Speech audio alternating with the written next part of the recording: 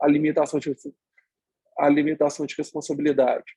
Os fundos os cotistas eram chamados para fazer um novo aumento de capital, para subscrever capital no fundo, para suprir essa situação de patrimônio líquido negativo. Então, tinha um chamamento de capital, nós subscrevíamos o capital para honrar com a obrigação. Então, nossa responsabilidade era ilimitada ali, dentro das obrigações do fundo. Quanto que a gente não responderia? Por exemplo, se uma gestora agisse contrário à política de investimento, em um ato claramente atentatório ao interesse do fundo, e aí a gente teria que ir à via judicial e administrativa para com a CVM para poder responsabilizá-los financeiramente e administrativamente. Mas, em regra, tinha que ter o chamamento. Agora, como que vai funcionar? Agora, se o regulamento do fundo prevê especificamente a responsabilidade limitada dos seus cotistas, se está numa situação de patrimônio líquido negativo,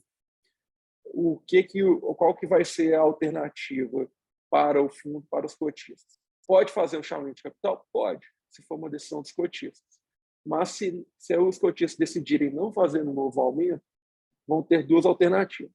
A primeira é o fundo, uma coisa que antes não podia, que era fazer um mútuo, fazer um empréstimo pelo fundo. Antes os fundos não podiam. Se prevê especificamente agora no regulamento, a partir da entrada em vigor da resolução número 175, os fundos podem contrair empréstimos para poder garantir a liquidez que precisa para honrar os seus compromissos de curto prazo, e aí a expectativa é que ele retome a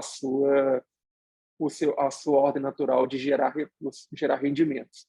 Se isso não acontece, ou se os cotistas decidem encerrar, pedir a declarar a insolvência do fundo, o que vai ser preciso fazer? Vai ser necessário convocar uma Assembleia Geral de Cotistas, aprovar um plano de ação, por exemplo, com uma contração de empréstimos para poder garantir a liquidez, ou qualquer outra medida que se demonstre, ou fazer um resgate de ativos, fazer uma venda de ativos, enfim. Vai ter que ser adotado um plano de ação aprovado em Assembleia Geral para recuperar o fundo.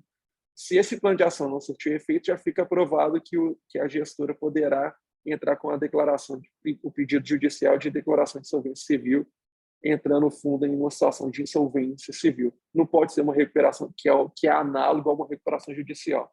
Não pode ser uma recuperação judicial porque o fundo não tem personalidade jurídica. Então, o instituto pertinente é o de insolvência civil.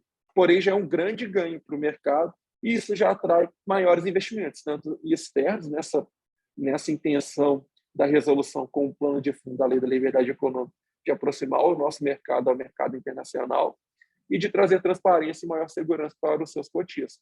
Para o mercado também é uma medida salutar, porque nem sempre o chamamento de capital surtiu efeito, apresentava uma certa desordem nas alocações e agora tem um plano de ação que vai ter que ser adotado e bem definido, inclusive, para honrar com suas obrigações. É importante também destacar aí uma outra mudança, que eu estou tratando aqui como numa situação de insolvência do fundo como um todo, se não tiver diferenciação de classe.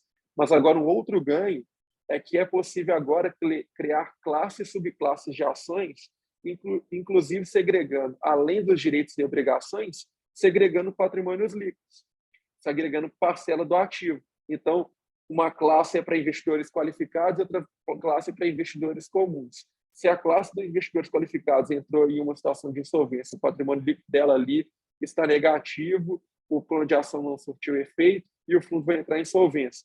Não vai ser o fundo inteiro, vai ser só a classe ali que está insolvente. A outra classe do fundo que está superavitária não necessariamente precisa, não necessariamente não, ela não, perdão pelo termo, ela não entrará em um estado de insolvência e não precisa ser adotada.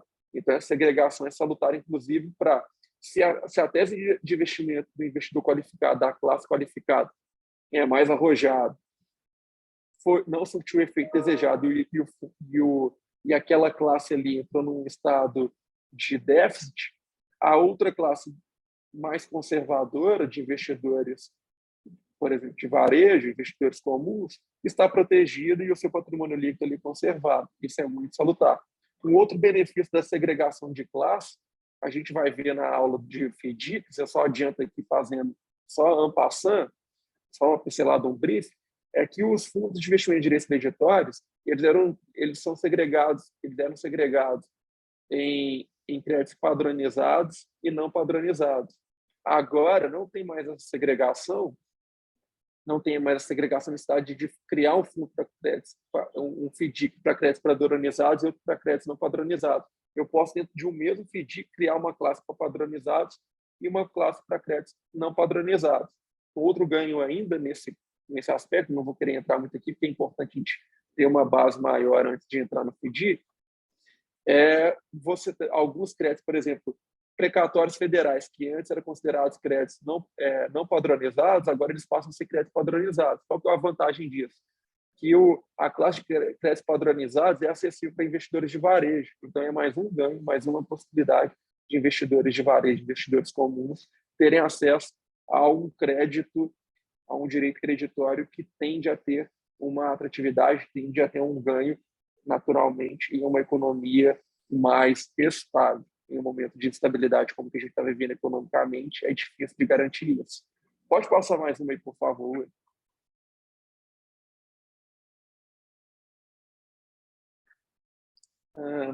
Bom, a gente aquelas vantagens que a gente estava falando que a nova resolução trouxe, vai trazer a partir dessa validade e a partir dessa aplicabilidade nos diferentes tipos de fundos. Pensando nos fundos de investimentos financeiros, que o fundo de ações, que é uma discussão na pauta de hoje, que é uma subclasse de investimento financeiro, eles podem agora fazer investimentos investimentos em uma política de investimento que tenha a intenção, desde que previsto expressamente no seu regulamento, no seu regimento, para fazer a concentração de 100% da sua carteira em ativos no exterior, desde que previsto expressamente no regulamento e desde que adotado algumas medidas de resgate e de amortização para viabilizar isso e não ferir a alavancagem que a gente vai ver mais à frente nessa própria aula, que teria uma limitação de 20%. Se eu coloco expressamente no regulamento que é a concentração da política de investimento, que a política de investimento desse fundo de investimento financeiro é investir 100% da sua carteira, dos seus ativos no exterior, e se eu coloco políticas de resgate e amortização que possibilitem, que mitiguem o risco dos investidores de varejo, dos investidores comuns, aquele fundo ali não vai estar suscetível à trava de 20% da alavancagem, do risco de liquidez, vai poder investir 100% no exterior. Igualmente, além de investir 100% no exterior, um fundo de investimento financeiro, o que se aplica, inclusive, ao fundo de investimento em ação, por ser uma subclasse dentro do anexo número 1 da nova resolução, a antiga instrução normativa número 555, ele também vai poder investir em dívida estruturada. O que é dívida estruturada? CRI, CRA, debêntures, são operações estruturadas e que em regra, estão dentro da política de investimento do Fundo de Investimento em Direitos Creditórios, que fizeram restritos aos investidores qualificados e profissionais. Não mais serão. Uma outra que está aí na tela é a segregação mais bem definida das alçadas do gestor de recursos e do administrador fiduciário. Antes a contratação dos prestadores estava muito centralizada no administrador fiduciário e a regra geral dos fundos antes e a resolução número 21 não segregava muito as alçadas de cada um deles e nem as responsabilidades. Então, acontecia uma solidariedade na necessidade da gestora e da administradora fiduciária. Então, tinha uma série de processos administrativos sancionadores de conflito de interesse e suscitando dúvida quanto à responsabilidade de cada um. E isso tende a mitigar a reduzir o número de ações e mitigar o risco dos conflitos de interesse em decorrência de um ato atentatório de um dos players, de um dos prestadores de serviços essenciais em detrimento do outro.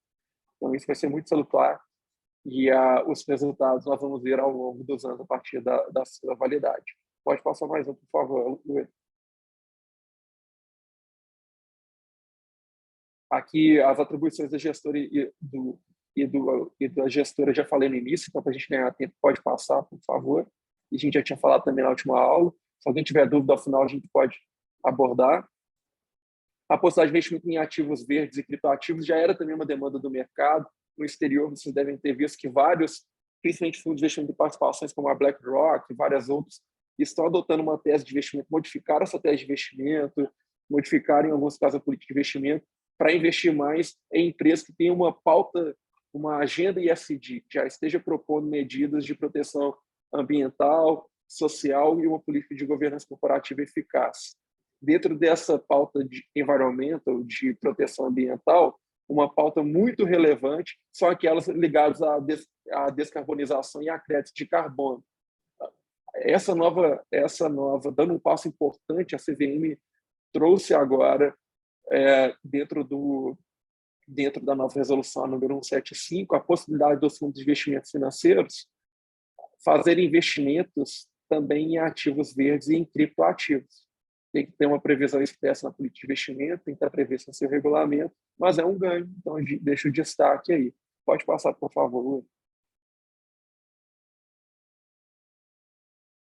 O risco de exposição à alavancagem, quando eu falei lá no início, na metade, aí, que é possível modificar o regulamento, agora a partir da resolução é possível modificar o regulamento do Fundo de Investimento Financeiro, prevendo na política de investimento que a ideia é que 100% do seu patrimônio líquido, dos seus ativos, do recurso financeiro disponível para o gestor investir, seja alocado no exterior, desde que previsto regras expressas que mitiguem o risco para os cotistas, então ali está a ver com as regras de amortização e de resgate. Se eu faço essas previsões expressas dentro do regulamento, eu saio da trava dos 20%, 40%, 70% de alavancagem. Os três tipos aqui, renda fixa, cambial ou ações em multimercado, são subclasses dentro do fundo de investimento financeiro. Na 555 já tinha essas políticas de exposição a risco ou alavancagem expressa. O ganho que trouxe a nova resolução foi a possibilidade de flexibilizar essa alavancagem e até tirar essa trava de alavancagem se tiver regras expressas que garantam mitiguem o risco, reduzam o risco dos seus cotistas. Pode passar, por favor.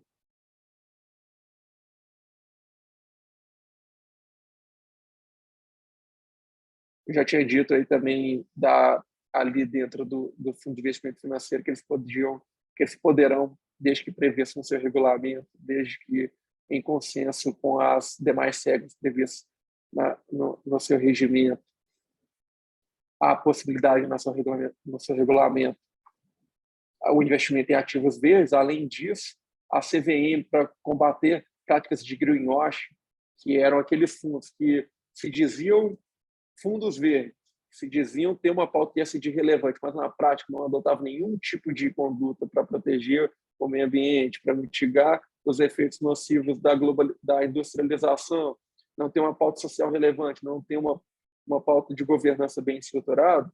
Esses fundos, a CVM agora já deixa claro na sua resolução que eles não poderão adotar nenhuma nomenclatura que faça alusão a investimentos sustentáveis, investimentos verdes, que tem uma pauta ESG relevante.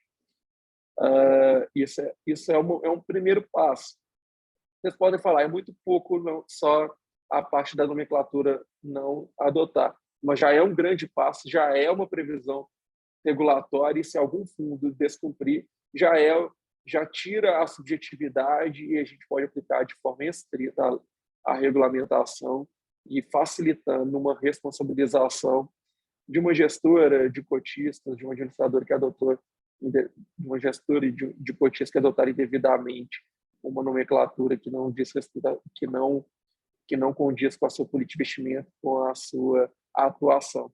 Isso aproxima a gente também dos pilares, das diretrizes da International Organization of Securities Commission, que é a Organização Mundial Internacional das Convenções de Valores. Ela vai adotar as suas guidelines, as suas guianças, as suas orientações, e a CVM adianta que vai seguir todas as próximas medidas devem ser alinhadas ao que for adotado internacionalmente. Pode passar, por favor. Lucas, posso fazer uma não, pergunta? Perdão, claro, eu disparei, pessoal.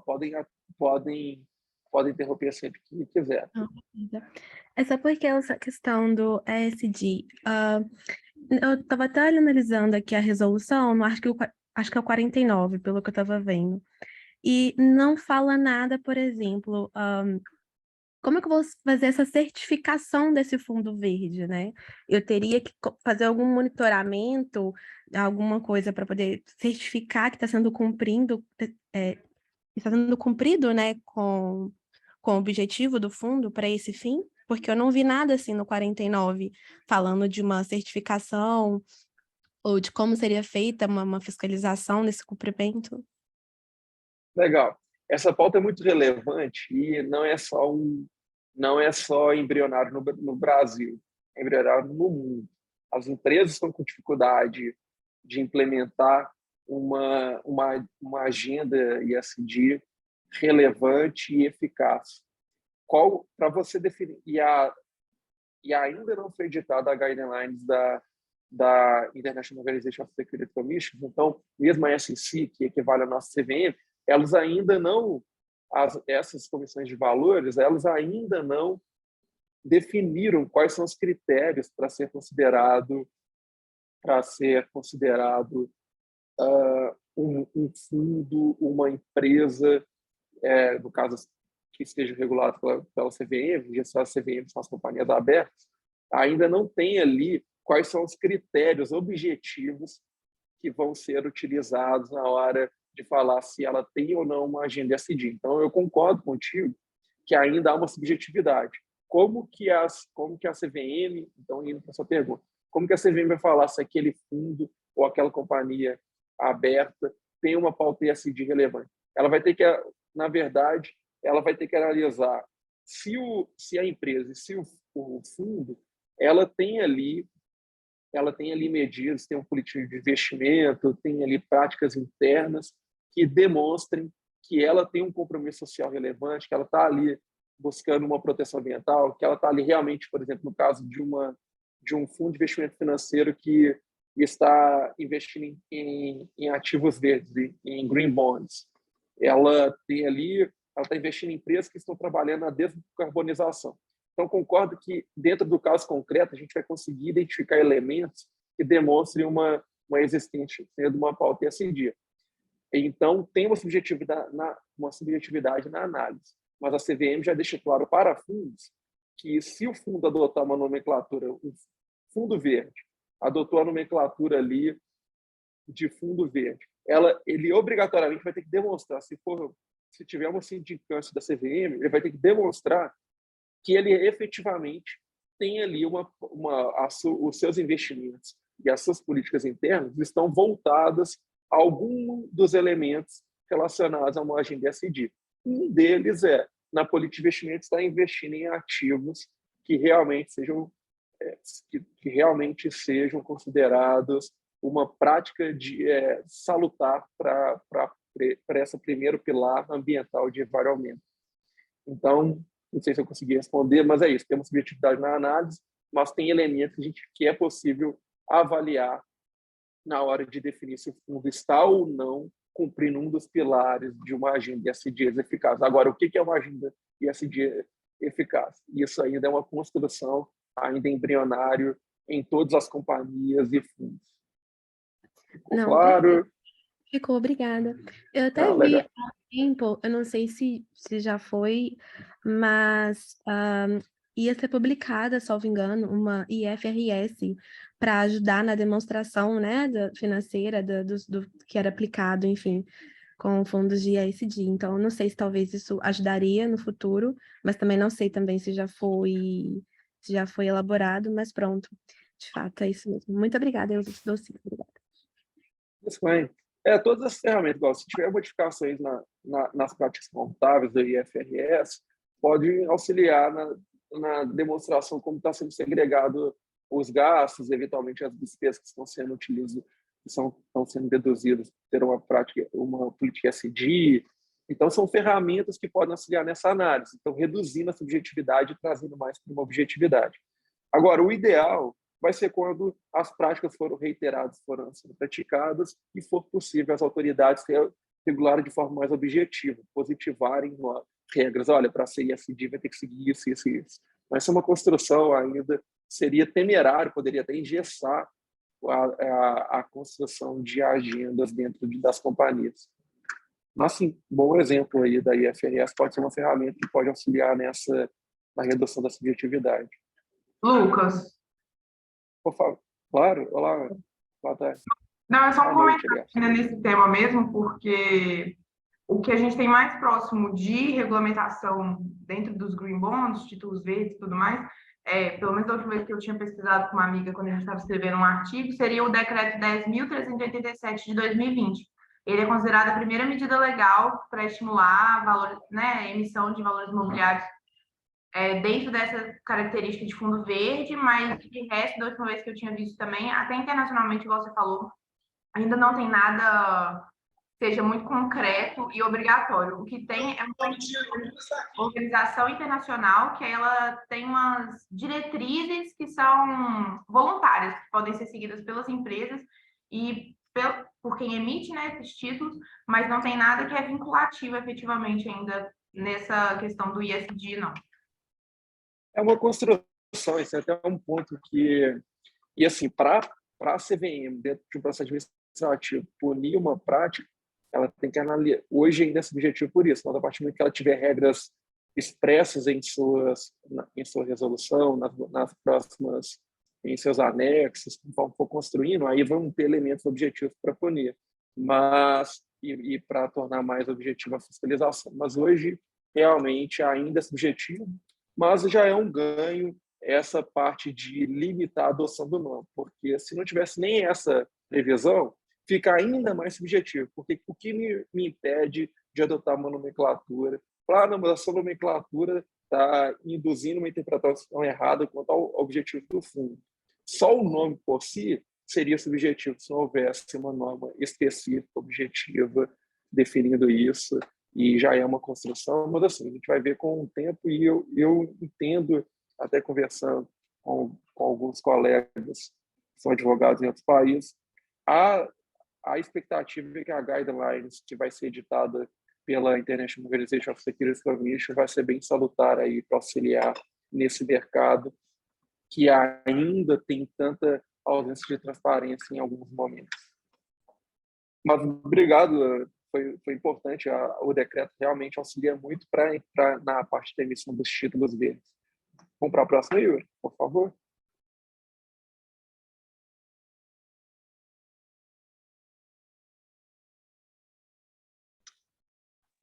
Vamos lá. Pessoal, você está me ouvindo bem? Vendo bem?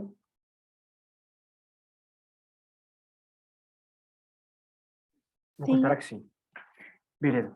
Pessoal, para quem não participou da primeira aula, né, não me conhece, meu nome é Uri, sou advogado, assim como o Lucas.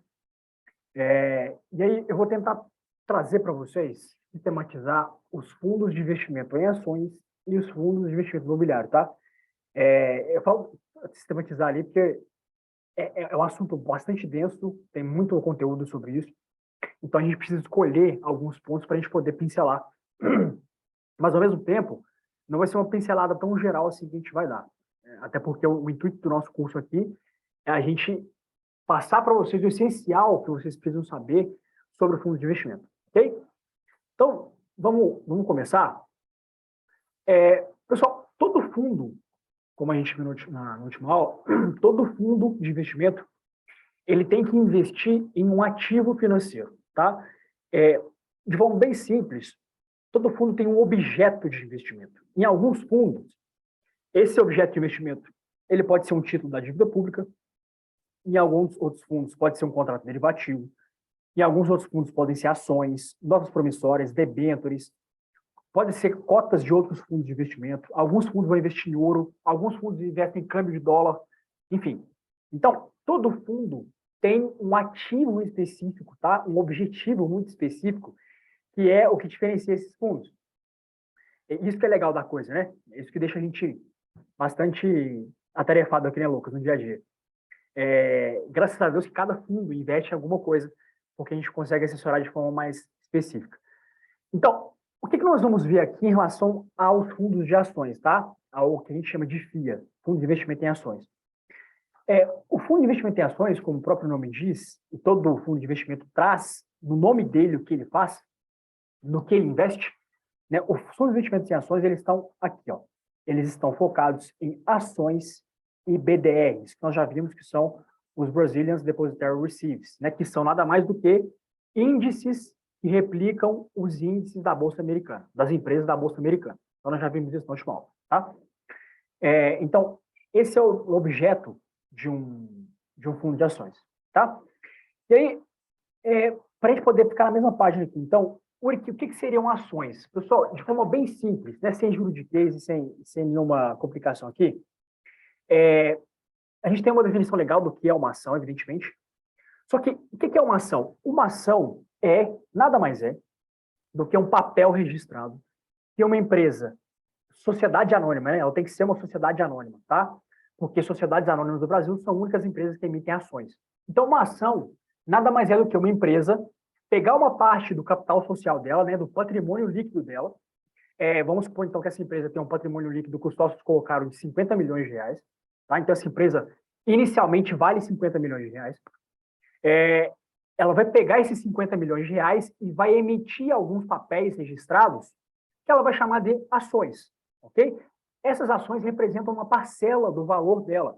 Então, se elas quiserem vender para o Lucas, por exemplo, vamos supor que essa empresa tem 50 milhões de reais, né, como capital social, ela vai vender, então, vamos supor que ela tem 5 ações, ela vai vender uma ação para o Lucas. O que significa ali? Significa que ela vai dar para o Lucas um título registrado de que o Lucas agora tem 10%, na verdade, o Lucas agora tem uma ação, então o Lucas tem 10 milhões daquela empresa, ou seja, o Lucas abocanhou 10 milhões daquela empresa, porque ele agora tem uma ação que vale 20% do capital social dela, ok? Então, é isso. Uma ação é um título de propriedade que dá para alguém, né, para um acionista ou um investidor, uma porcentagem de participação no capital social. Porque quando eu adquiro uma ação, eu me torno proprietário, sócio, acionista? Sim. Quando você adquire uma ação, você está participando do capital social de uma empresa. Ok? Então, isso é muito importante para a gente entender no primeiro momento. E por que isso é importante, pessoal? Porque os fundos de investimento em ações, obrigatoriamente, né, por disposição legal, eles precisam investir o mínimo de 67% do patrimônio deles em ações que são negociadas em bolsas de valores, em bônus de subscrição, tá? Não precisa se preocupar com o que é bônus de subscrição agora, em certificado de depósito de ações, em cotas de fundos de ações, ou seja, cotas de fundos de outros fundos de ações, em alguns índices de ações, que nós vamos ver também o que são, ok? E, como nós já vimos na última aula, os Brazilian Depositary Receipts. Está errado aqui, eu escrevi errado. São os BDRs, ok? Então, um fundo de investimento em ações, ele precisa aplicar pelo menos 67% do seu patrimônio nisso aqui, ó, nesses ativos objetos, ok?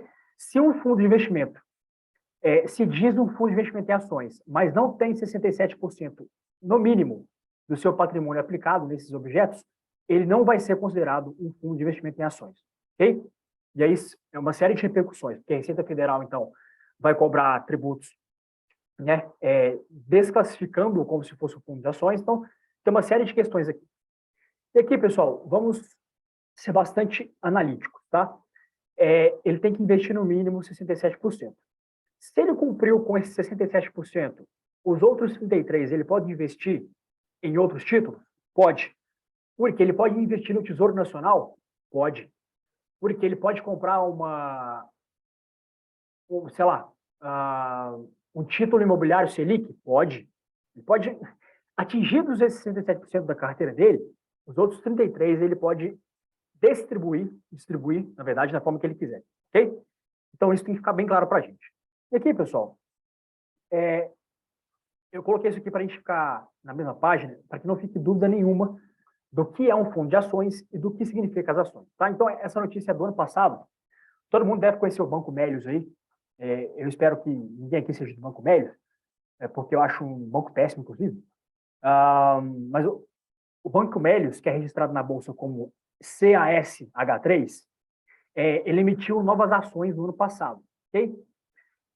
O que significa emitir novas ações? Nós acabamos de ver agora o que significa uma ação. Então, o que significa emitir novas ações? Significa que eu vou dizer para o mercado que eu vou aumentar o meu patrimônio, eu vou aumentar a participação e eu quero que as pessoas comprem ações dessa empresa justamente para que elas possam aumentar o meu capital social. Por quê? Se eu vou emitir ações, elas vão comprar. Então, né, para deixar isso bem claro aqui, o Melius emitiu aqui 7.685 ações, tá?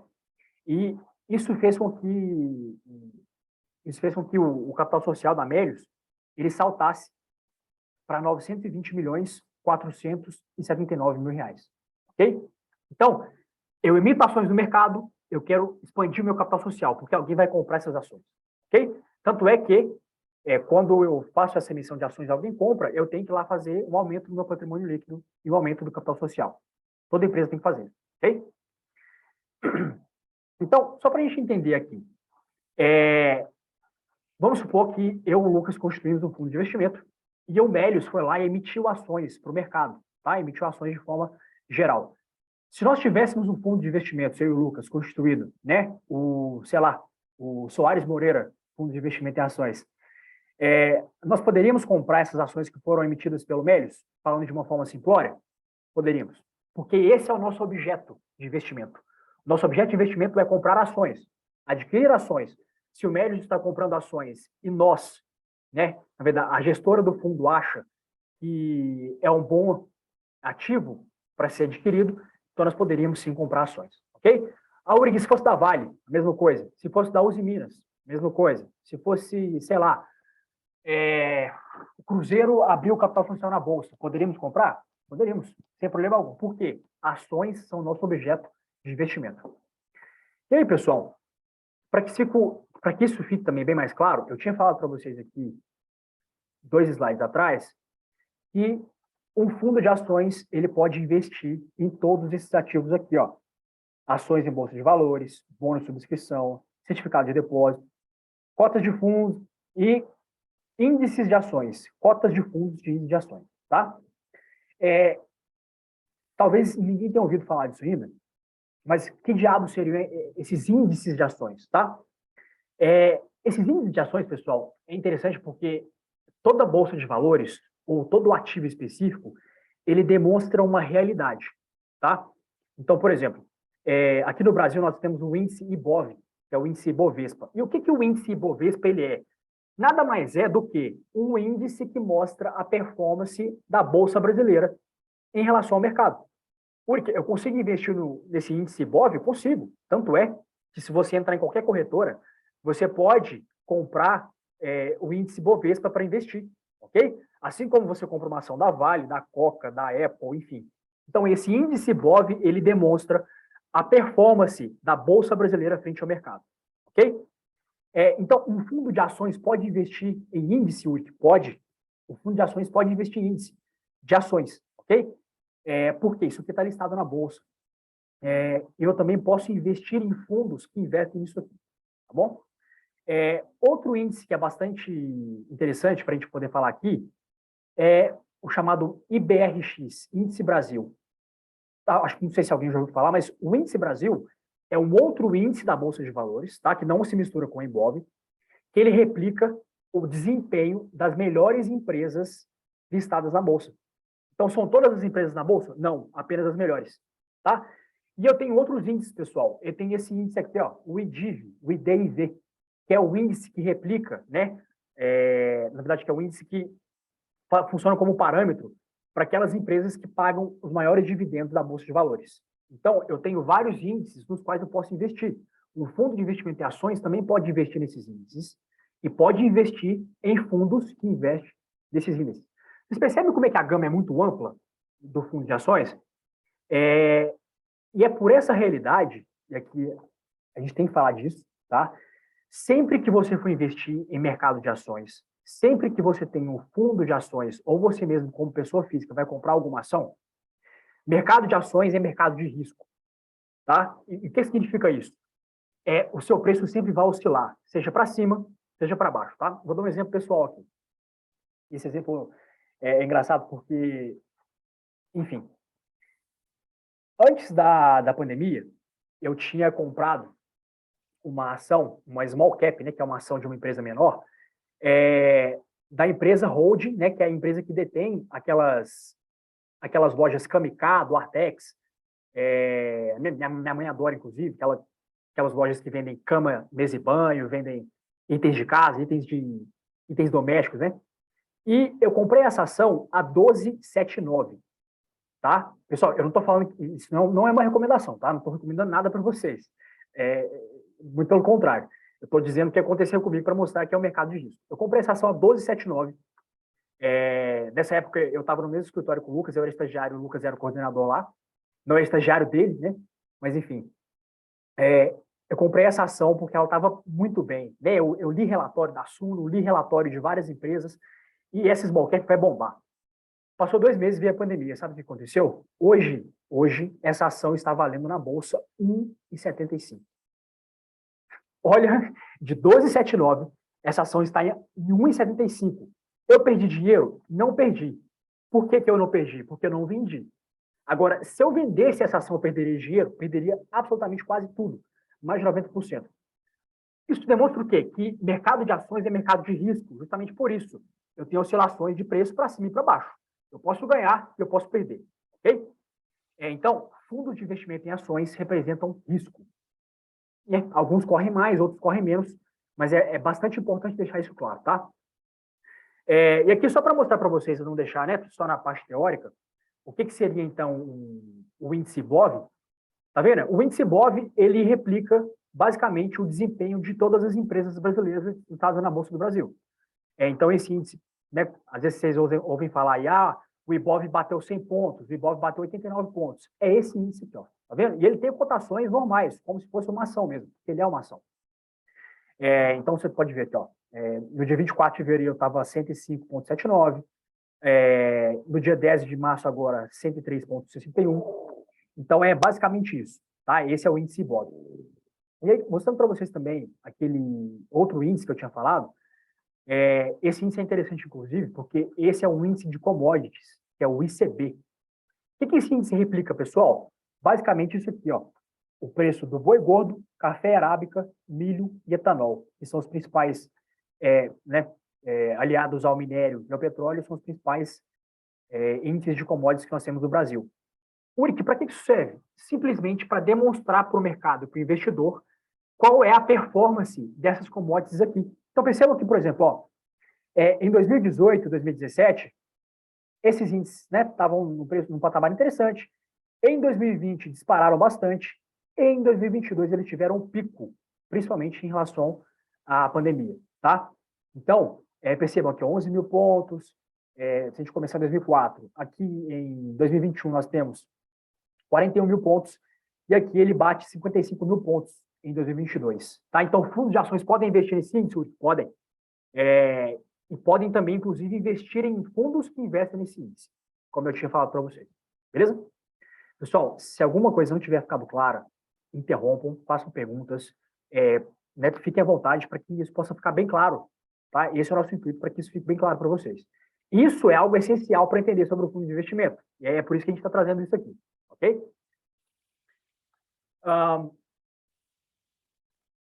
Alguns dos principais fundos de investimento no Brasil e no mundo em relação a ações, tá? Então, fundos de ações investem em ações, investem em índices, investem em outros fundos que investem em ações, tá bom? Então, se a gente pegar no Brasil, por exemplo, eu tive o cuidado de pegar alguns fundos que performaram muito bem nos últimos 5 anos. O que eu digo performar muito bem? Pessoal, é trazer bons retornos para quem investe, tá? Isso aqui não é uma recomendação, de forma alguma. Eu e o Lucas aqui, a gente não recomenda nenhum investimento para ninguém, tá? Fique bastante claro isso aqui. A gente está trazendo a nível didático. Então, esses fundos aqui, ó, brasileiros, o Quantum, fundo de investimento em ações, o Toro Bravo, fundo de investimento em ações, e o Alaska Institucional, fundo de investimento em ações, são 3 dos fundos que performaram muito bem, né, nos últimos anos, ok? E tratando dos Estados Unidos, se a gente for tratar, né, do mercado de ações, o BlackRock Exchange Portfólio foi um dos fundos que melhor performou no mundo, ok? E aí, para a gente não ficar teórico demais, para a gente não ficar divagando muito aqui, eu estava pensando em trazer isso no final da aula, mas eu, achando que vai ser melhor a didática, nós vamos entender aqui, pessoal, o que é um fundo de ações quando a gente coloca ele no mercado de fato, tá? E como ele funciona. Então, deixa eu só parar aqui o meu compartilhamento para mostrar para vocês, evidentemente, o que é um fundo de ações na prática, tá? Em relação ao mercado. Eu vou abrir aqui a demonstração financeira de um fundo e, como vocês viram na última aula, a gente faz ao vivo aqui, tá? A gente analisa e, como eu falei, eu duvido que algum curso que vocês forem fazer seja gratuito, pago, alguém vai fazer isso aqui com vocês, tá? Mas eu e o Lucas, a gente acha essencial, porque isso é essencial para que vocês entendam o fundo de investimentos. Então, se eu mostrar aqui para vocês, por exemplo, eu vou pegar a demonstração financeira aqui do Quantum, que é um dos índices, dos fundos que melhor performou na Bolsa nesses últimos 3 anos, e vou mostrar para vocês o que é um fundo de ações na prática, tá? Vocês conseguem ver aí alguma coisa da minha tela? Não. Ainda não. Perfeito. Deixa eu ver. Agora consegue, né? Perfeito. Ótimo, pessoal. Então, o que eu estou fazendo aqui? De novo, né, quem estava na última aula, a Milena, a Ingrid, o pessoal que estava com a gente, eu estou pegando aqui a demonstração financeira do Quantum, fundo de investimento em ações, que é um desses fundos que eu mostrei para vocês. A demonstração financeira, ela é pública, todo mundo pode acessar, inclusive eu ensinei para vocês na última aula como é que vocês acessam isso. É só ir na página da CVM, pesquisar fundos de investimento, e vocês vão ter tudo sobre o fundo de investimento. Então, participação societária, demonstrações financeiras, que é isso aqui, balanço patrimonial, composição, prospecto, o estatuto daquele fundo, enfim. Ok? Basicamente, então, como funciona o fundo de ações? Esse fundo de ações aqui, que é o Quantum, eu acho muito legal, porque o Quantum ele mostra uma coisa interessante, que você pode diversificar e ganhar dinheiro, ou você pode não diversificar e ganhar dinheiro. Tá? Então, não existe um mantra. Por que eu estou dizendo isso? Vamos ver aqui, pessoal, no que o Quantum investe. Olha que legal isso aqui. Acho que vocês vão ficar interessados como eu. O Quantum tem cotas de fundo de investimento aqui, ó, do Itaú, e também direitos creditórios desse FIC, fundo de investimentos. Isso representa 0,09% do patrimônio líquido dele, que nada mais é do que R$235 mil. Ok? Agora, olha aqui o que é o investimento de 99,90% desse fundo de investimento em ações. Tá? É de uma única ação aqui. Ó. Estão conseguindo ver? Que ação que é essa, pessoal? Da Enalta. Ou seja, a grande performance desse fundo aqui, do Quantum, foi investindo praticamente em uma única ação do mercado, que é do Enat T3, que é o Enalta Participações. Ok? Então, 99% da posição do patrimônio líquido desse fundo está em uma única ação. Na verdade, não é uma única ação, tá? São várias ações. Então, só que isso aqui está representando 247.654 mil reais de posição. Ou seja, esse fundo de investimento em ações aqui, ó, escolheu investir em uma ação só, que é da Enalta, e ganhou, digamos assim, um puta rendimento. Tanto é que tem performado muito bem. Agora, se vocês não estiverem satisfeitos, né, eu vou pegar aqui o do Touro Bravo. O do Touro Bravo, ele também é interessante. Eu acho que ele é até mais completo para mostrar para vocês como é que é a dinâmica de um fundo. Alguém quer falar alguma coisa aí? Sou eu. Boa noite. Eu queria perguntar se o Quantum ele tem alguma relação com a Enalta, porque eu vejo algumas holdings, né, criando fundos para investir na própria holding. Maravilhoso, maravilhoso. Milena, né? Isso. Tá. Milena, eu vou fazer... Enfim, acho que eu só não vou colocar a minha tela aqui, porque senão tem 600 mil... Tem 600 mil abas abertas aqui. E é interessante essa pergunta, porque isso funciona bastante, pessoal, quando a gente tem um fundo de investimento em participações. Mas, Milena, a Enalta e o Quantum têm relação? Tem. E, evidentemente, você foi muito sagaz aqui. É por isso que o Quantum, ele tem 99% a carteira dele, não significa que ele tem 99% da Enalta, tá? Significa que 99% da carteira dele dessa empresa. Só que eles têm relação? Tem relação societária sim, tá? Então, é interessante você perguntar isso, porque, de fato, em alguns casos, pode ser que essa relação societária seja de 100%, ok? Nesse caso, Milena, não é, porque o Quantum e a Enalta, eles têm uma relação societária que é inferior a 30%, tá? Então, quando você perguntou, eu tive essa mesma... Foi bom você perguntar isso, porque eu tive essa mesma dúvida. Cara, será que a Enalta, então, tem participação muito grande em relação ao Quantum? E não é, ok? Então, Milena, nesse caso, a gestora aqui do Quantum, ela entendeu que a maior participação dela tinha que ser na Enalta, porque é um mercado bastante interessante, é um mercado bastante desenvolvido no Brasil. Respondido a pergunta? Respondido sim. É que eu sou de societário, então eu vejo essas coisas assim. Ótimo, Me essa maldade é excelente. Ótimo, essa pergunta é muito boa. Porque, de fato, isso faz sentido, tá? E quando a gente for falar de FIPs, Fundo de Investimento e Participação, né, o Lucas vai trazer para vocês e eu também uma série de casos onde isso acontece, onde eu só crio um fundo, ou só crio uma holding, Milena, como você já está cansado de saber, para que eu possa investir ou comprar um ativo meu, eu como empresa. Petrobras faz isso, Gerdau, qualquer empresa assim, grande faz isso, tá? Então é interessante você trazer esse ponto aí. Mas assim, para ser mais específico, pessoal, e para que não tenha nenhuma dúvida aqui em relação a como funciona de fato esse fundo, estou conseguindo ver minha tela aí, né? Ó, eu trouxe agora, então, o Toro Bravo. O Toro Bravo é um fundo interessante. Isso também aqui é a demonstração financeira dele, ok? O Toro Bravo é um fundo também que tem bastante... tem mostrado uma performance muito boa na Bolsa, tanto é que várias gestoras têm recomendado. Ele é administrado pela Águila Capital, e se você for ver, não tem nem tanta expressão, Lucas, em relação às grandes gestoras e administradoras. Mas olha que legal. Aqui sim a gente tem um fundo de investimento em ações na prática. Olha aqui o que o Toro Bravo ele tem como participação, na verdade, como carteira, tá? Se vocês pegarem aqui, pessoal, só para não confundirem, tá? Essa questão aqui do 110 com 15 é o que está totalizando aqui o 129, tá? Então, assim, não é 110 aqui não e 18 não. É só uma totalização de 129, tá? Então, 110 aqui, 110,91, 18,95. Até porque não tem como uma empresa ter 110% de patrimônio dele, tá? Só para deixar isso claro. Olha aqui. No que então, o Toro Bravo, Fundo de Investimento em Ações, investe? Olha a posição dele aqui, ó. Daicoval, títulos públicos, ok?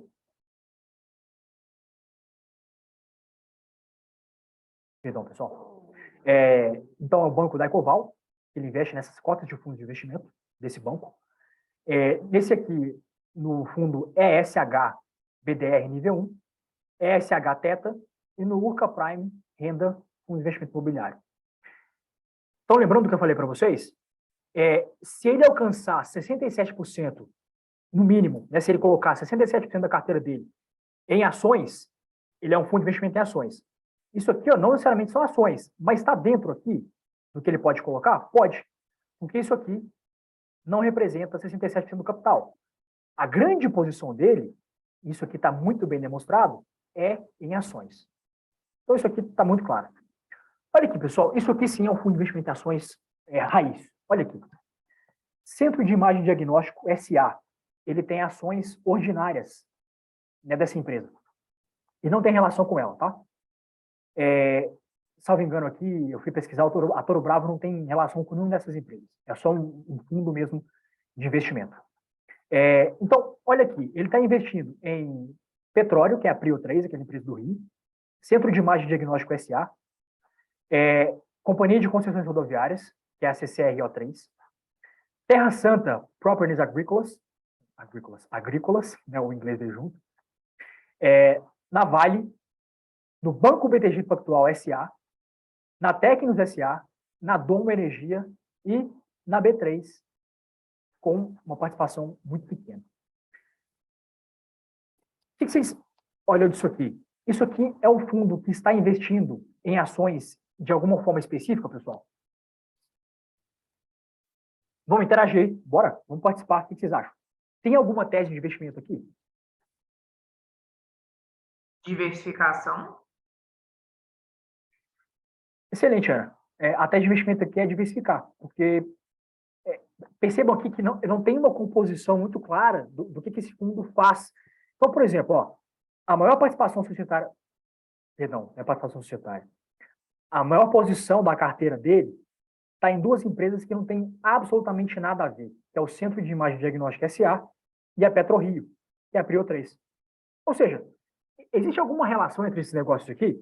Zero, nenhuma. Mas Uri, será que não é só commodities? Não. Se fosse só commodities, a Vale teria uma participação muito alta e a PetroRio possivelmente também teria uma participação muito alta. Então, a grande ideia de investimento aqui é a diversificação de fato. Tanto é que nós não temos uma lógica de investimento muito clara. As posições maiores são em empresas que não têm nenhuma relação, tá? Então, vocês estão vendo aqui, pessoal, na prática, o que é que a Toro Bravo investe. A Toro Bravo investe nessas ações aqui, dessas empresas, tá? Então, se a PetroRio for lá e emitir mais 7 mil ações no valor de 12 milhões de reais, possivelmente é possível que a Toro Bravo compre participação nessas ações? É possível sim, porque é um dos ativos-alvo dela, ok? Daqui a pouco pode ser que ela mude? Pode. Pode ser que ela coloque, sei lá, localiza? Pode ser. Se a gestora entender que é um negócio interessante para a composição daquele fundo. Pessoal, isso ficou muito claro para vocês? Tem alguma dúvida em relação a isso? Ficou. Uma dúvida só em relação, então, ao anterior. Eu não tinha pensado no que eu esqueci agora quem tinha falado. A Milena falou da relação. A minha dúvida ficou mais, por exemplo, para quem é investidor, qual que é a vantagem de investir, por exemplo, no Quantum, que é um fundo, que vai ter uma taxa de administração, ao invés de comprar direto a ação da Enalta? Excelente pergunta. Só uma coisa, tá? Eu vou...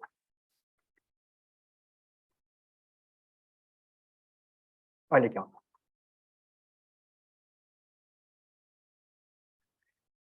Acabei de pegar isso aqui. Você sabe o que a Enalta faz, Ana?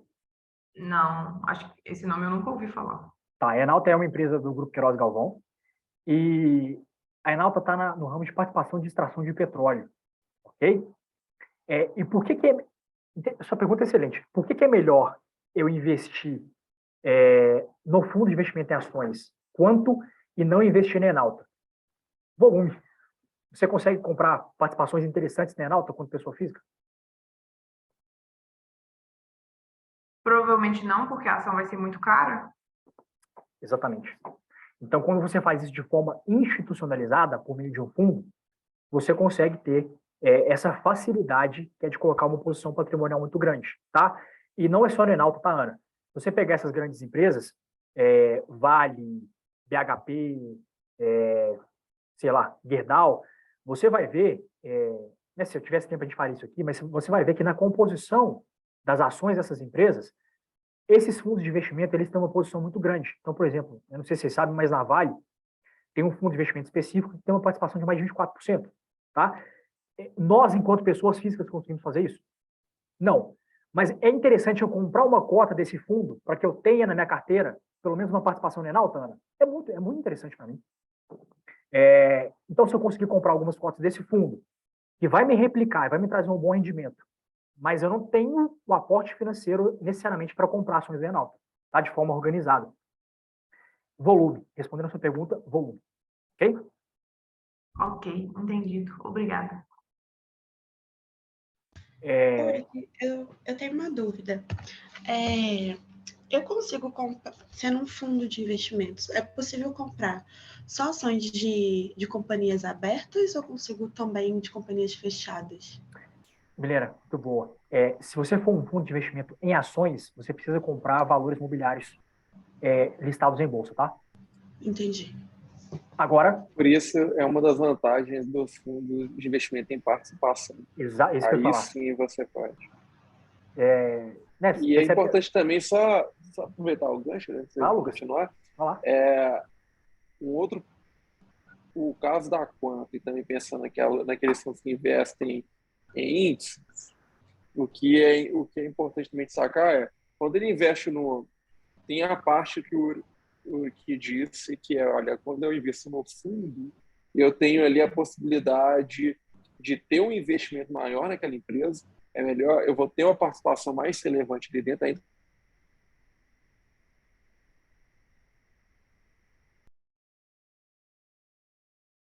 O Lucas caiu para todo mundo ou só para mim?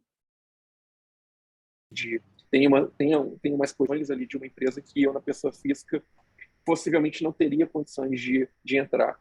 E um outro ponto, aí pensando, uma empresa, um fundo que investe nesse tipo de ativo tem um risco maior, concorda? Porque a carteira dele está centralizada naquele fundo.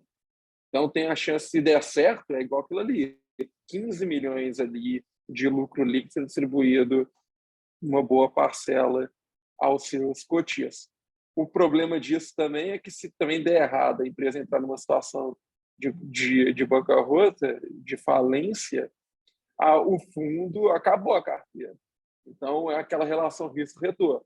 Os índices, investir em índice, é aquela questão. O risco é mais baixo, porque se o mercado, vou pegar um índice de commodities, se as commodities estiverem alto, todo mundo que investir em commodities ganha. Eu também vou ganhar junto, mas eu vou ganhar menos do que se eu tivesse identificado uma oportunidade muito boa de mercado. Agora, se perde, todo mundo perde junto e divide o risco. Eu diminuí a minha chance. Então, a minha chance de ganho no investir em índice é manter uma constância. Eu não vou ter ganhos nem grandes perdas. Agora, e é uma estratégia que muitos fundos adotam. O problema de investir em índice é o mesmo problema da vantagem. Se eu estou diminuindo, eu estou com pequenas perdas, com pequenas perdas. O problema é quando eu estou investindo em índice, eu também estou com pequenos ganhos. Quando eu estou investindo num ativo mais centralizado, em poucos ativos, pegando o caso da conta, eu tenho chance de ganhar mais, mas eu tenho chance de perder mais também. Então, esse ponto é importante destacar. Quanto à companhia aberta, você identificou bem aí, me lembro o que vai falar, mas é isso. O fundo de ações e fundo de participação se diferem principalmente com essa possibilidade do fundo de participação em investir em empresas da economia real que ainda estejam num estágio mais incipiente, por exemplo, fundos de investimento de participações que investem de venture cap, que investem em empresas em estágio seed, que estão começando a desenvolver, que ainda nem tem condições de ser listado na bolsa, e aí eu vou conseguir entrar nelas. Mas pode ir à frente. Eu só queria destacar a questão da vantagem e desvantagem de investir em índice. Claro. E assim, acho que vocês perceberam que, em relação à nossa pergunta, Milena, eu e o Lucas, a gente teve o mesmo raciocínio, que é, tipo, de fato, não é uma regra, você não pode, enquanto fundo de ações, você tem que investir em ações listadas em bolsa. Se você quiser investir em ações de SA fechada, para isso funciona o FIP, que nós vamos ter uma aula específica também aqui. E com o FIP, cara, é muito legal, porque aqui no escritório, por exemplo, ultimamente a gente tem assessorado bastante operações dessas. Com o FIP, você pode fazer várias brincadeiras, né? Você pode fazer várias coisas. Então, você pode construir um FIP para sua empresa comprar, você pode construir FIPs e emitir cotas para que outra empresa compre, mas, na verdade, querendo comprar você. O FIP dá para brincar bastante, sabe? Dá para a gente fazer umas coisas bem interessantes no FIP. Só que o FIP, de fato, é para compra de participação e, às vezes, é mais latente para empresas SA de capital fechado, tá, Milena? Ficou claro isso? Ficou sim, obrigada, pessoal. Maravilha. Pessoal, voltando aqui para... Eu espero que tenha ficado claro para vocês, então, de fato, essa questão dos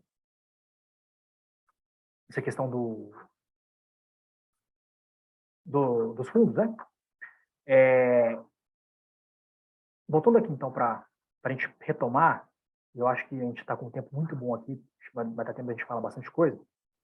Estão vendo minha tela de novo, né? Ô, Rick, eu posso fazer uma pergunta rapidinho? Claro, claro.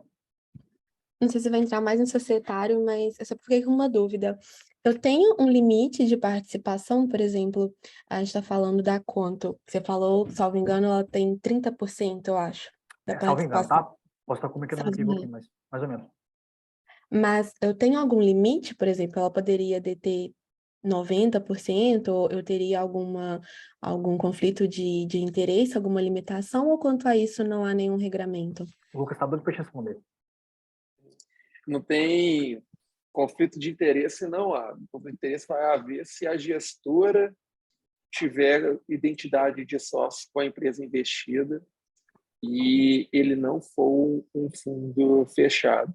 Aí pode analisar se a gestora poderia investir no seu ativo, porque tem os cotistas, tem a gestora, se a empresa tem identidade de sócio com a gestora, tem um aparente conflito de interesse aí, teria que ser submetido à Assembleia Geral dos cotistas, os cotistas definir se irão ou não investir. O mesmo vale para compra e venda de ativos, se tem um ativo de um fundo imobiliário e ela for fazer a alienação para uma empresa que é do grupo da gestora ou que é coligada da gestora, aí é conflito.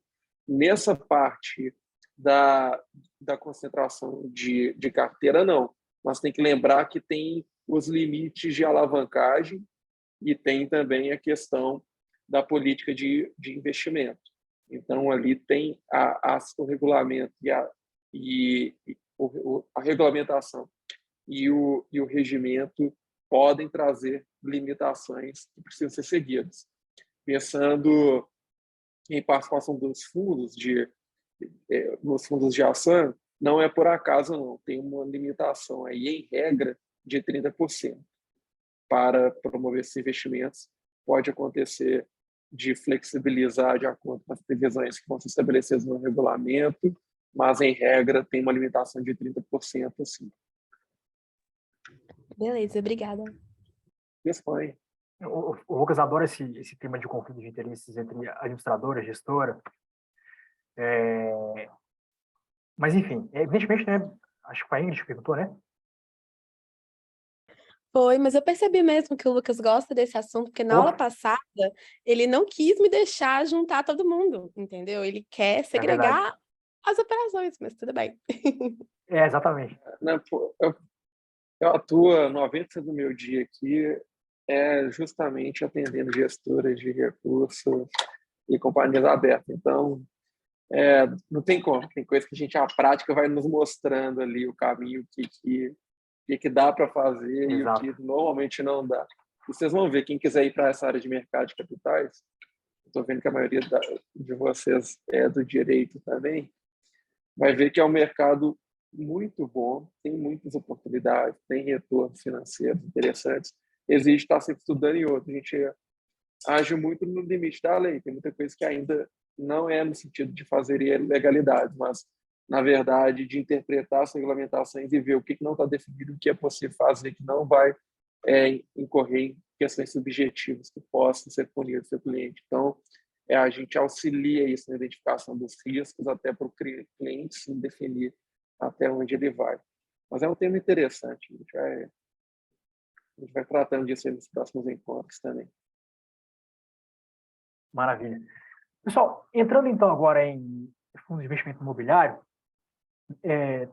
talvez algumas pessoas nunca ouviram falar, ou ouviram falar e acham que é meio complexo, mas na verdade não tem nada de complexo aqui, tá? O fundo de investimento imobiliário ele é bem simples de entender, porque todo fundo tem a mesma lógica. E o fundo de investimento imobiliário, eu acho que ele é até mais simples de entender do que o fundo de investimento em ações, porque o objeto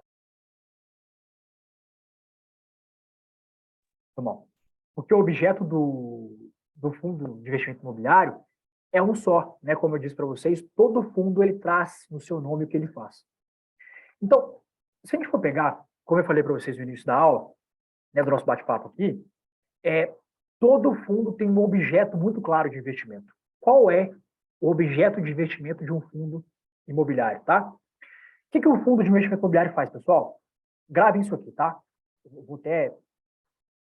Enfim, isso é importantíssimo. Exclusivamente, e é exclusivamente mesmo, tá? Um fundo de investimento imobiliário ele só faz a aquisição e a gestão patrimonial de imóveis rurais ou urbanos, sejam esses imóveis já construídos ou em construção, sejam esses imóveis destinados a fins comerciais, residenciais, logísticos, industriais. E esses fundos de investimento imobiliário também fazem a aquisição ou a gestão de títulos, né, e valores imobiliários que estão ligados ao setor imobiliário. Isso que o Lucas também adora, né, que são os famosos CRIs, LCIs e outros títulos, tá? Então, a letra de crédito imobiliário é um título, e o certificado de recebíveis imobiliários é outro tipo. Ok? Percebam que tudo isso aqui está ligado a um único mercado, a um único setor, que é o setor imobiliário. E aqui eu já consigo falar para vocês uma diferenciação que todo mundo acha que é, mas é muito simples, tá? Existem fundos que o pessoal, né, costuma classificar fundos de tijolo e fundos de papel, ok? Aí alguns vão dividir em fundos de laje, fundos de tijolo, enfim. Pessoal, fundos de tijolo são os fundos de investimento de tijolos, né, se vocês quiserem colocar aí. Fundos de investimento de tijolos são fundos que aplicam o seu patrimônio diretamente nos imóveis, ok? Então, seja para a construção desses imóveis, seja para aquisição de um galpão, de um empreendimento, né, um condomínio em construção, enfim.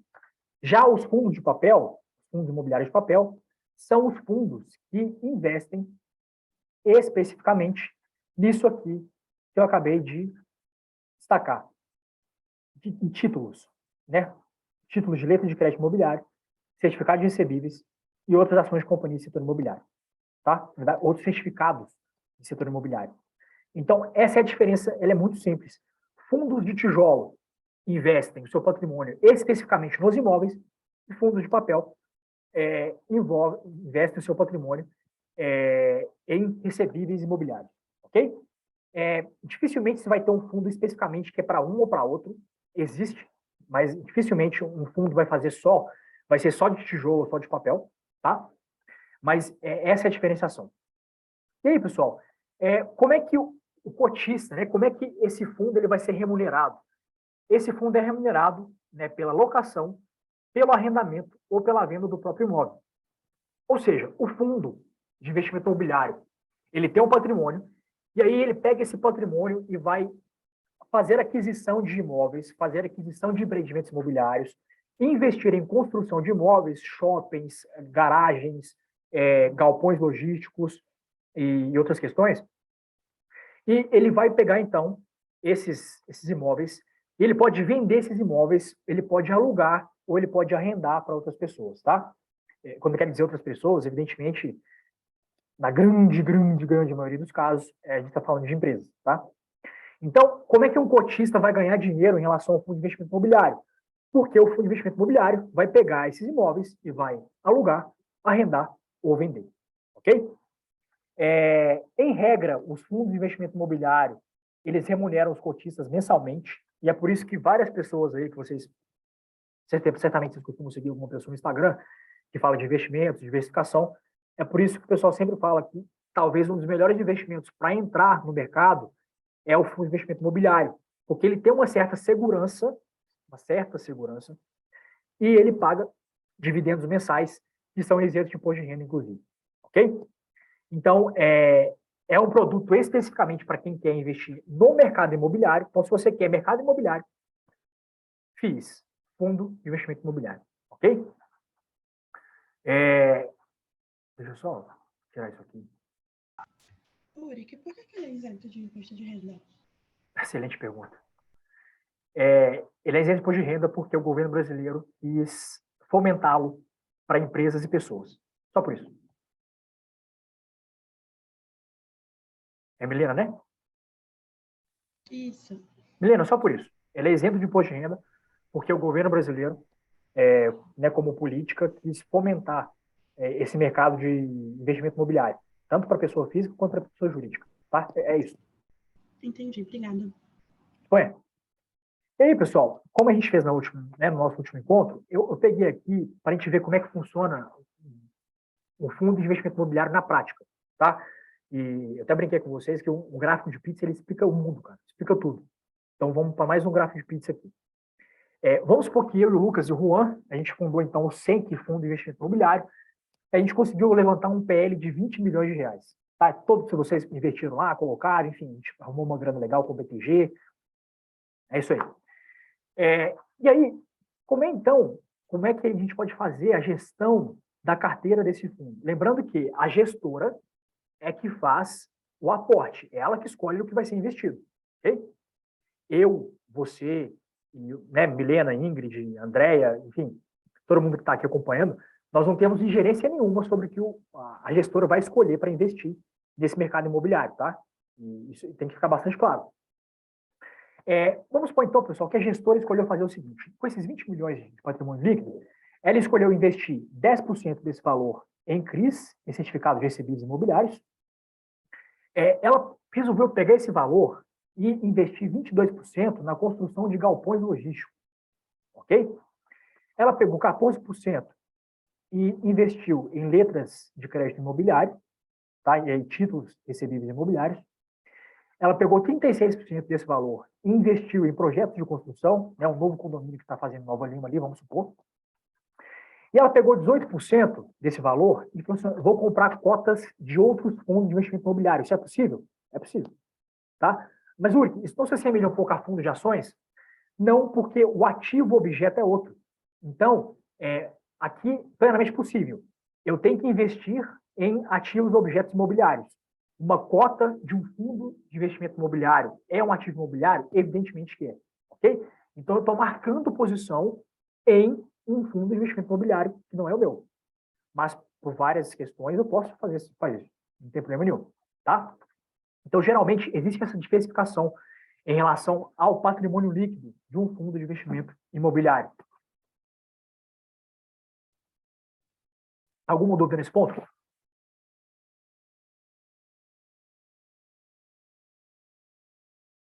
Não, né? Suave demais. Então, ótimo. E aqui, pessoal, eu separei aqui, só para a gente, de fato, não ficar só na teoria, eu separei 3 notícias aqui para vocês verem, de fato, como é que isso funciona. Então, esse fundo aqui, ó, o HGRU11, essa é uma notícia do ano passado, ele adquiriu um complexo comercial no interior de São Paulo no valor de 68 milhões de reais. Né, esse imóvel fica aqui na Dutra 107, que é lá em Taubaté. E aí, olha que legal. Isso aqui é um empreendimento imobiliário, tá? Isso aqui tem shopping, tem armazenamento, tem uma Americanas aqui, tinha uma Americanas, inclusive. E olha as lojas que estão aqui, pessoal. Mobile, a Leroy Merlin, tá? Eu não sabia que era assim que falava, mas um amigo me corrigiu, e a Cobase. Então, percebam que aqui é um ponto interessante, porque eu tenho um complexo comercial que abriga grandes empresas do comércio, né, grandes empresas que têm uma logística interessante, e, evidentemente, dificilmente essas empresas vão sair daqui. Então, eu tenho uma oportunidade de investimento muito boa.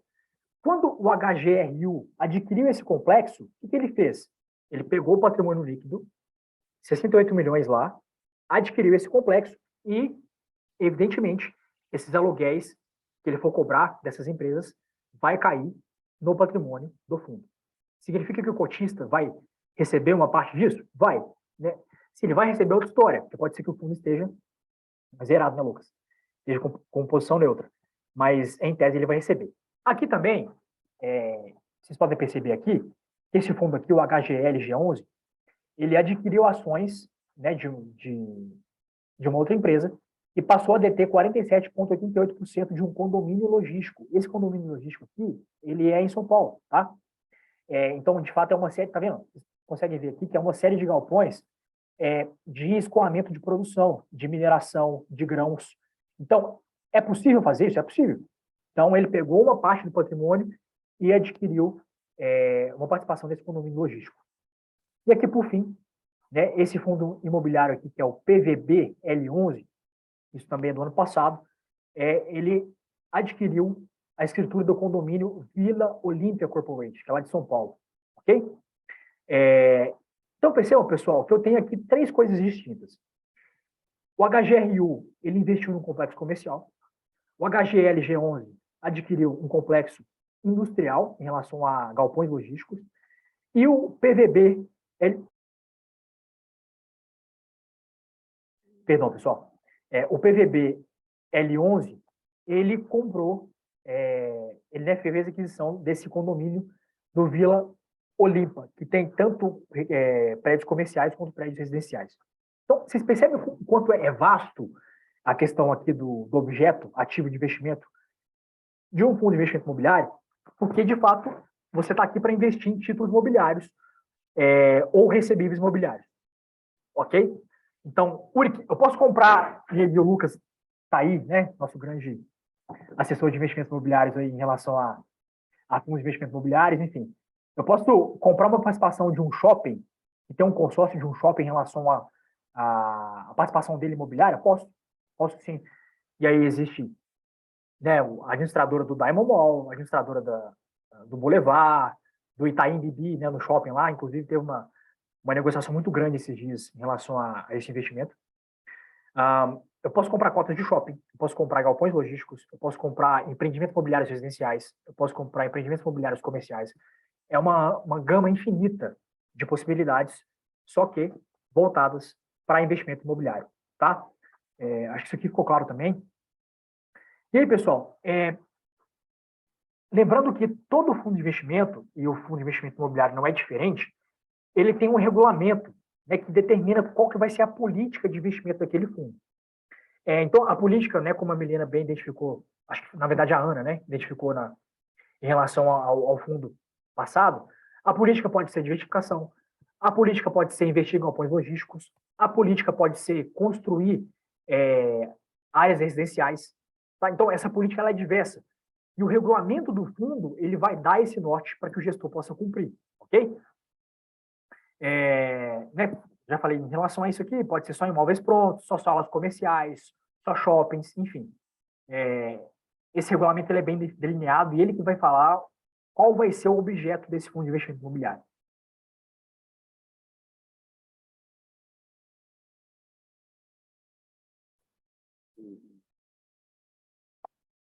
Uma coisa importante aqui, é bom que a gente está com o tempo ainda, então a gente vai conseguir avançar bastante. Uma coisa importante aqui, pessoal, nós discutimos isso no nosso último encontro, é bem claro para vocês a questão do fundo condomínio fechado e condomínio aberto, né? Nós, inclusive, discutimos isso um pouco no último encontro. O fundo de investimento imobiliário é um fundo fechado, ou seja, na verdade não é um fundo fechado, é um condomínio fechado.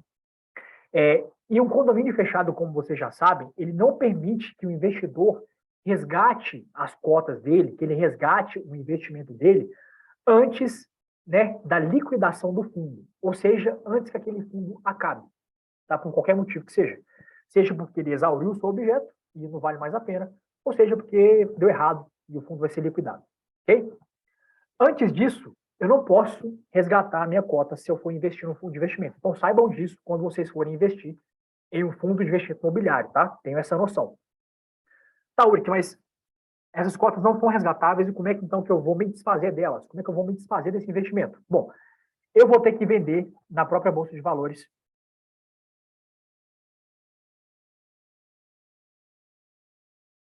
Perdão, galera, a garganta vai ficando seca aí, enfim. Eu vou ter que vender na própria Bolsa de Valores a minha cota, ou vou ter que vender no mercado de balcão, tá? Que é o mercado secundário. É comum alguém vender cota de fundo de investimento imobiliário? Não. Geralmente quem faz isso, e principalmente quem tem grandes posições, coloca a cota lá, né, e faz um casamento com ela. Né? Já que você acredita na tese, então deixa lá e vê o que dá. Mas enfim, é assim que você vai conseguir se desfazer desse investimento, já que ele é um condomínio fechado. Beleza? E aí, pessoal, com a aquisição dos imóveis, com a aquisição das letras imobiliárias, o fundo ele vai ter uma renda, né, se for no caso, se ele colocar esses imóveis para serem locados, ele vai ter uma renda, né, vai ter uma renda proveniente da locação, da venda ou do arrendamento, como eu falei para vocês. Se esse fundo aplicar em títulos imobiliários, né, essa renda que vai ser originada desses rendimentos, ela vai ter um ganho de capital, né, pode ser que tenha. Esse ganho de capital ele vai entrar na cota, tá? Ele vai entrar no patrimônio do fundo. E aí, como a gente já falou, esses rendimentos oferidos, seja do aluguel, da alienação ou do arrendamento, eles vão ser distribuídos mensalmente para os cotistas, ok? Em regra, mensalmente para os cotistas, ok? Então, pessoal, o fundo de investimento imobiliário tem lá vários ativos. Alugou, recebeu aluguéis, o cotista vai receber? Vai. Arrendou, o cotista vai receber? Vai, porque isso vai entrar no patrimônio, na cota do fundo. Vendeu, vai receber também, porque vai ter ganho de capital? Sim. Ok? Então é isso. Não tem segredo, não. Uric, a gestora ela tem poder para para definir, por exemplo, tem um imóvel, vou alienar esse imóvel, ou isso precisa ter aprovação do cotista? A gestora tem esse poder, sim, tá? Inclusive, é Milena, né? Isso. Milena, um dos pontos aqui interessantes do ponto de vista imobiliário é que, de fato, o cotista ele não tem muita ingerência sobre o que o fundo de investimento imobiliário vai fazer, tá? E todo mundo que investe em fundo de investimento imobiliário sabe disso.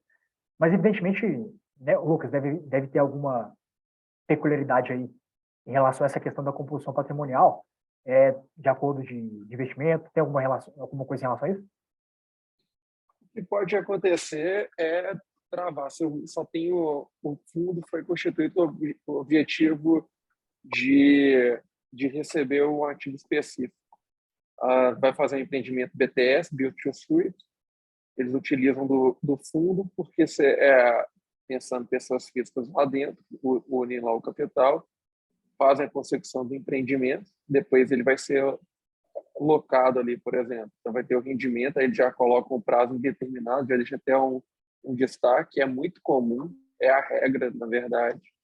A maioria dos fundos imobiliários não tem prazo determinado, deixa por prazo determinado, a intenção é igual o Uri falou, perenidade, então deixar aquele ativo ali gerando rendimentos, e nas pessoas físicas tem a isenção do imposto de renda, que torna mais interessante.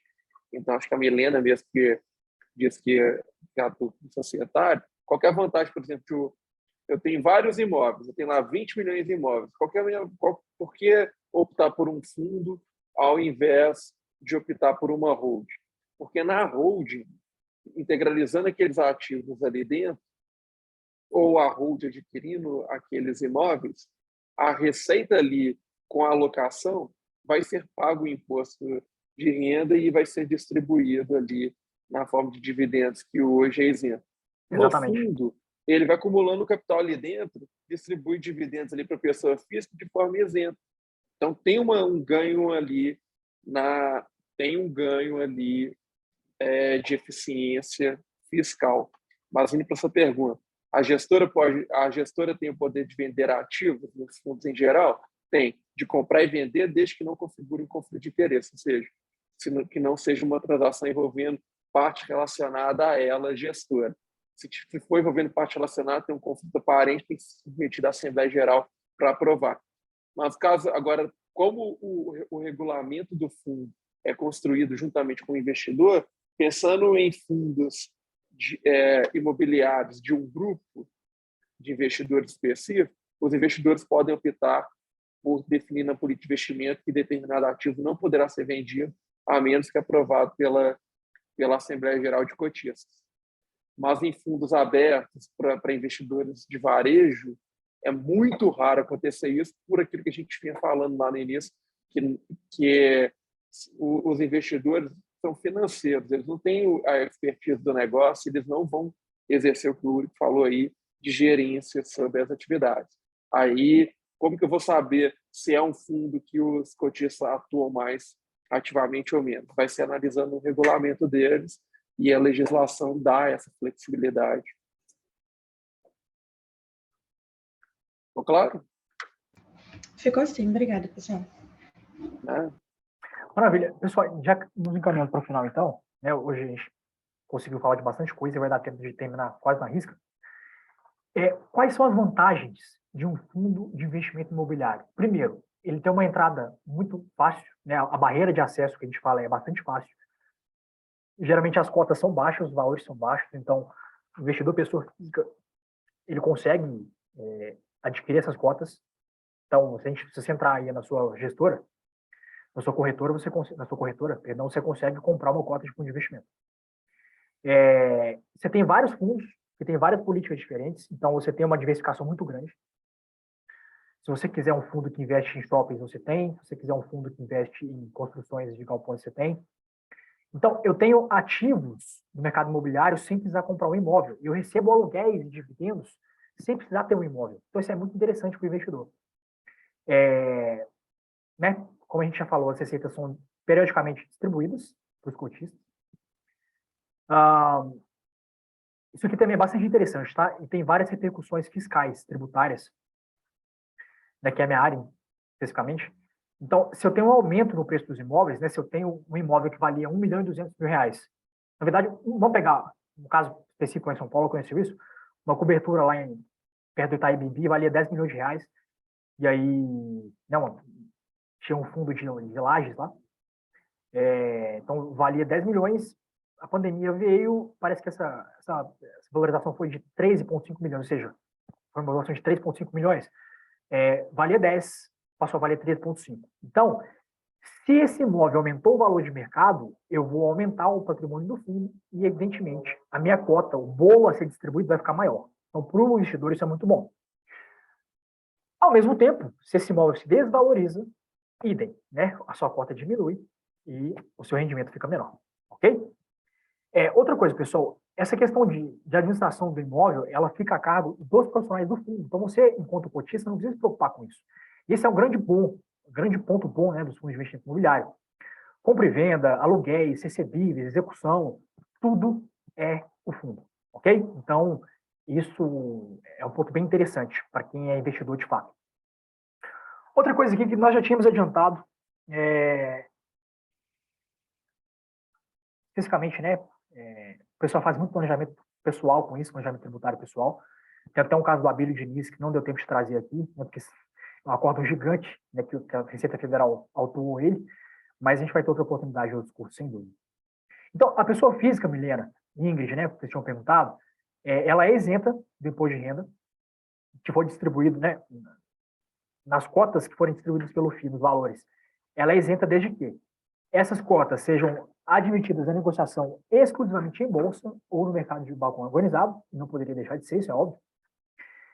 Um fundo de investimento possui, no mínimo, 50 cotistas, tá?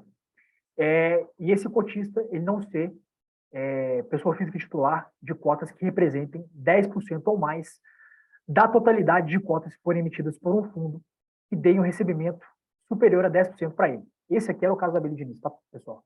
Era um caso até um pouco complexo, enfim. Ele tinha participação na empresa que o fundo de investimento investia, então, assim, era uma situação bem peculiar, digamos. E aí, para a gente poder finalizar, como não poderia deixar de ser, eu tenho que trazer para vocês aqui a análise de uma demonstração financeira de um fundo de investimento imobiliário, evidentemente, tá? E eu escolhi aqui o nosso grande CSHG Logística, que é um fundo que tem como ativo objeto só investir em imóveis de logística, ok? E aí, nós encerramos a nossa participação aqui hoje. Consegue ver minha tela, né? Agora sim. Maravilhoso. Então, é o SCHG, esse material também está aí para vocês, tanto lá no Simpla quanto aqui no nosso chat, né? Quem já não baixou, baixa aí. Se a gente vier aqui, nessa demonstração financeira desse fundo especificamente, olha aqui o que eu tenho. Vou dar uma aumentada aqui, só para poder mostrar para vocês. Aqui, ó. Vejam aqui, pessoal.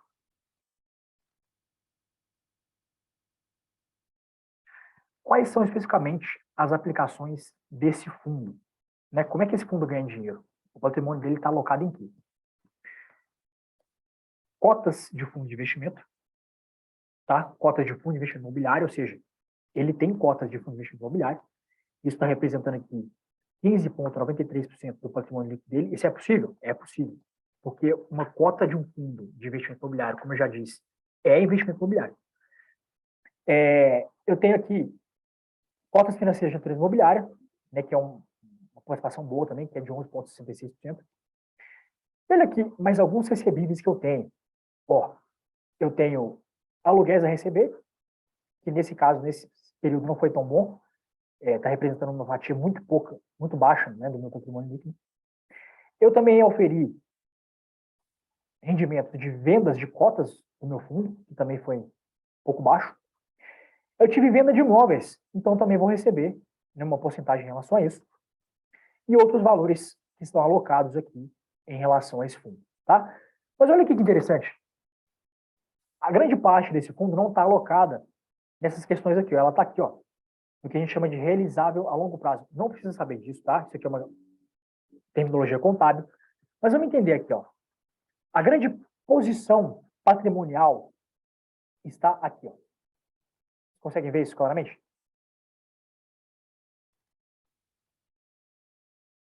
A grande posição patrimonial do patrimônio... Posição patrimônio líquido é ótimo.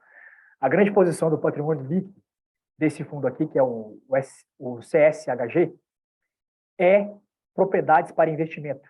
E olha aqui, pessoal, imóveis acabados e terrenos. Faz sentido? Sabendo qual é o objeto ativo do fundo? Faz sentido, pessoal? Faz, uai. Ele vai receber aluguel, vai receber... Principalmente aluguel, né? Porque tá imóvel acabado já. Perfeito, faz todo sentido. Então, esse fundo aqui, ele cumpre com a política de investimento dele, olhando aqui a demonstração financeira, claramente, sem dúvida. E ainda tem lá uns crisinhos, né, Lucas? Para receber aqui, uns negocinhos. Ou seja, é um fundo que é tijolo, na sua grande parte, mas também papel, na sua menor parte. Alguma dúvida em relação a isso, pessoal? Não, bem tranquilo. Não. Tá vendo? É simples. O FII é simples. Dá para a gente entender claramente para que ele existe, para que ele serve e como é que a gente ganha dinheiro nele. Tá? Lembrando de novo, pessoal, nenhum desses pontos que a gente mostrou aqui não é recomendação de nada. A gente só está mostrando para fins didáticos, tá? É para vocês entenderem como é que funciona a composição da carteira. Então, não levem isso como recomendação, não, tá? Basicamente é isso por hoje. Lucas, alguma coisa a acrescentar, meu querido? Já são 9h03? Não, perfeito. Expôs muito bem aí o tema. E a gente fica à disposição aí, pessoal. Se tiverem dúvidas, quiserem trazer algum caso concreto, também não precisa ser necessariamente hoje. Se quiserem depois aí aproveitar para estudar o tema e trazer casos aí, a gente está à disposição também para esclarecer. Sem dúvida. Só uma dúvida, onde que tá ficando a aula gravada mesmo? A aula gravada, Ana, nós só vamos disponibilizar depois das 4 aulas. Tá? Então, Não. depois das Tranquilo. 4 aulas, nós vamos subir, né, nós vamos, evidentemente, editar, enfim, e vamos subir para o YouTube. Aí fica disponível. Tranquilo. Obrigada. Põe.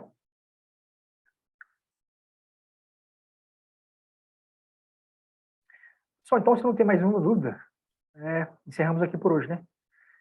Obrigado, viu? Obrigado a todo mundo aí que participou com a gente. Próxima aula, semana que vem. Então, um tema também bastante interessante, é um tema que a gente gosta bastante. Então, estejam aqui, beleza? Obrigada, pessoal. Obrigada. Boa semana para todos, pessoal. Obrigado aí Lucas, um pela abraço, amigo. presença. Tchau, tchau. E a gente segue à disposição de vocês. Até, pessoal. Tchau, tchau.